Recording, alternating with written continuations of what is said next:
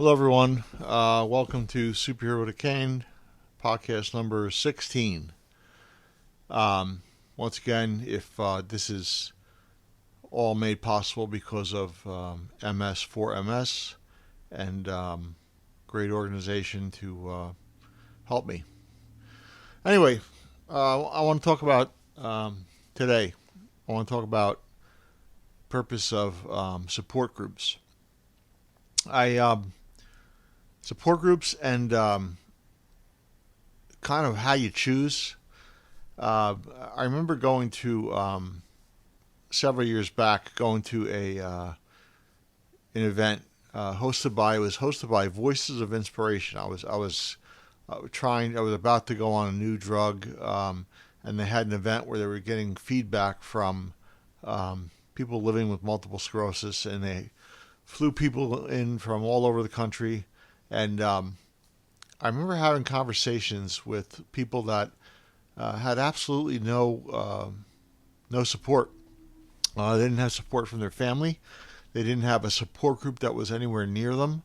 Um, and I could hear the frustration in their voice. I was lucky enough that back when I first stopped, after I got diagnosed, I had to stop working. I researched support groups, and I found a support group through the National MS Society. And man, things have screwed us up. COVID has screwed things up. A lot of support groups and support group leaders and people in charge have had to change their careers because of COVID and the rules and regulations. But back before all this happened, I was lucky enough to find the support group I did. And when I say lucky, it's because I've heard horror stories of people going to MS support groups and, excuse my French, but it's really nothing but a bitch fest. Everybody's sitting around, walking into a room full of wheelchairs, which unfortunately is not what you'd like to say. Um, yes, I realize it can be part of the disease, but if you walk in and the room is full of wheelchairs, chairs, and the tone in the room is negative, and a lot of people complaining, that is not the environment you want to be in. I was lucky enough where I joined a group where I met some very, very good people who had similar type situations to me, cognitively, physically. Yes, there were some people on scooters, some people in wheelchairs. There were also people that walked in. I think the first time I came in, I was probably just using a cane. People with walkers, people with rolling walkers, and all different types of the disease. So um, the the opportunity that it gave me was I got a chance to, there was times we had guest speakers, doctors, people talking about different, whether it's therapists or products. But I always found that the thing that was most beneficial were before the meeting would start and when the meeting was over, you had a chance to sit one on one and talk with people that you can kind of find out more about people that had the type of symptoms that you were dealing with. And again, MS is a snowflake disease, and it can be challenging at times.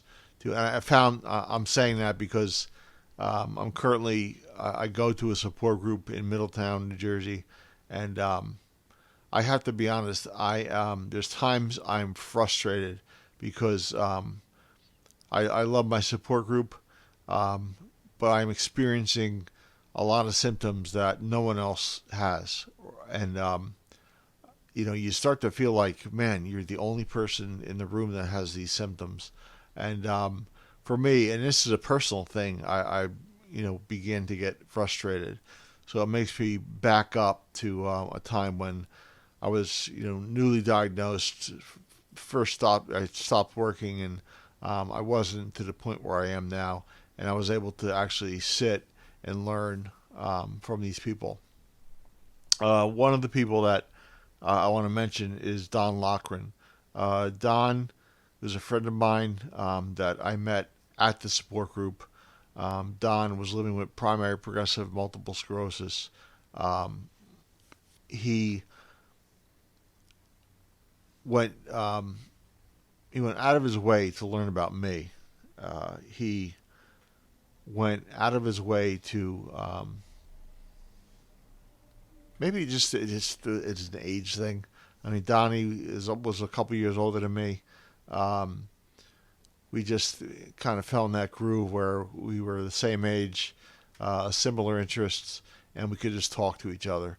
You know, we certainly did not have the same issues all the time. You know, I had some physical issues, he had physical issues, but mine were so much more cognitive and fatigue related. He didn't have that. But um, I bring Donnie up because Donnie passed away a couple weeks ago, and that's a part of this disease that I think gets forgotten. Um, you know, we're so busy.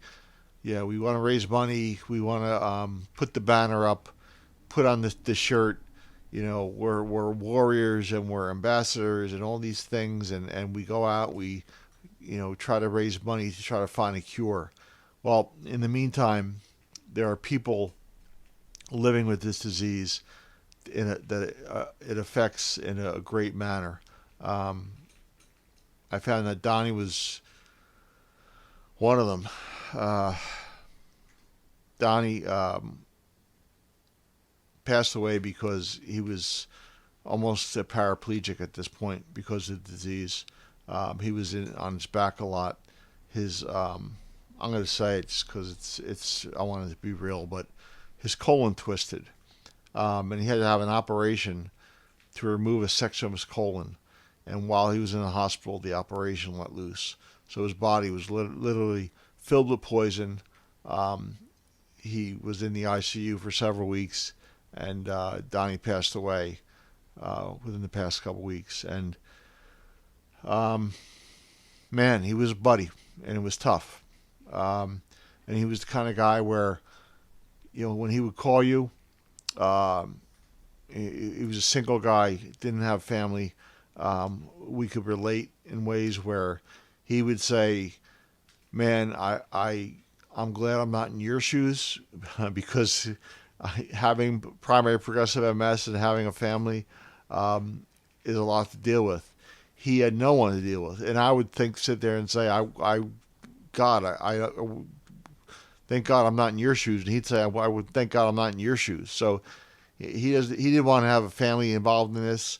I looked at him as being single and not having the support that I get, and so it was a good mix that we could bounce each other, bounce ideas off each other, talk about issues, listen. No matter how shitty of a day Donnie was having, he would. I could always hear in his voice. He would go out of his way to make me feel like he was feeling better. When he answered the phone, he would always try to be upbeat. When he listened and he gave his responses, he'd be upbeat. And I remember that, man, this was a guy that was, you know, living it by himself with this disease, and it drastically affected him physically. But again, this disease is no fun to work with. And I back up to the support group that we originally started with. Donnie was part of that support group. I met him, formed this great relationship. I've met other people that have been terrific people to run stuff by. My buddy Joe is always positive. He's got secondary progressive MS, and he's always very positive. He actually was, when I was having issues and confused about my doctors, Joe was a very much very much a part of. What the hell's that? I accidentally pulled up an episode of you. Oh. I'm talking to Sean. Uh, Joe is always been Joe, and maybe you'll listen to this, maybe you won't. I don't know what you're doing. A-Linker Joe is how you may know him because Joe is the one that brought the A-Linker to the U.S. Um, and that's how he gets around. Yeah, secondary progressive MS. But what Joe was the support I needed when I had to make a decision to switch doctors. Um, and I listened to him. He he told me, didn't tell me what to do, but kind of made what I was feeling come true. And so I did switch doctors. I got re-diagnosed. I'm now going to see Dr. Duncan in Hackensack Meridian, Jersey Shore Medical Center. And he re-diagnosed me as primary progressive. And this all would have been possible if it wasn't for Joe. Joe was pushing me and saying, you got to do something. And I remember this because we actually had a support group meeting at the Jersey Shore Medical Center at the new MS Center that was about to open. And yeah, so very good people. Sherry and Bob, Finn, Donnie, Joe, Phyllis, Tom, Marlena, Alnita, Danny, Tom. If I'm leaving people's names out, I apologize. But I just got lucky, and I say I got lucky because I've heard horror stories again of people going into support groups and not getting the support they need. I'm like I mentioned, I'm currently now that we've gotten through COVID, we're meeting live again, and I'm part of the Middletown support group. Lorraine does a fantastic job running that group. It's a different vibe. Many people that are living with MS, but like I mentioned, do not have the exact same symptoms as I do. But people that have progressive forms of the disease. It's funny because in the old support group, things were very there was a lot of structure where we had speakers, we had the meeting, we had the conversations before the meeting. Once the meeting started, it was official. We went around a room in a straightforward manner. Everybody had their opportunity to speak. If there was a speaker, you shut up and listen. At the end of the meeting, you went and you had your time. The new group, to be honest, it's kind of like a free for all at times. Everybody's having different conversations. But they're important, and again, they're relationships that we have, that we've established. So, Lorraine and Santo and Alan and Ruth and Patty and Dan and Bob, Marianne and Zena and Ron. If I said Ron already, Ron, you're a pain in the ass, but I love you. And Shaquan, who's there now and supporting her husband. She's there because her husband has primary progressive MS and he can't come, so she comes. And there's a new lady yesterday, Anna Marie, who actually knew Don. So anyway, the importance of support groups, I think you should research them. Either look, the National MS Society has a website, has social media, Facebook and Instagram pages where you can actually go look up and see if there's a support group near you. No matter where you live, what state, what town, see if there's something near you. And the other part of this is if there's not a support group near you and you need to get on social media in order to interact, you should do that. I've learned quite a bit researching posts from other MS sites. Dr. Gretchen from the MS from Dr. Gretchen, who's a physical therapist and posts a lot. She wrote the MSing link. There's other people that oh God, I can't forget the MS Gym. There's another one that posts some great stuff. MS Association, Multiple Sclerosis Foundation, MS Foundation. I'm missing tons. I apologize, but you got to go to social media, put in MS, and you'll see all these people that you can be associated with and form relationships.